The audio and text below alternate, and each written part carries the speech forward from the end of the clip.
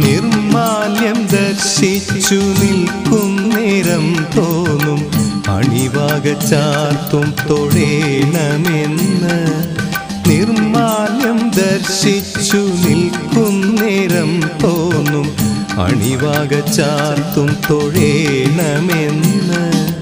അണിവാക ചാർത്തിൽ മതിമറക്കേ തോന്നും അലങ്കാര പൂജ തൊഴേണമെന്ന്.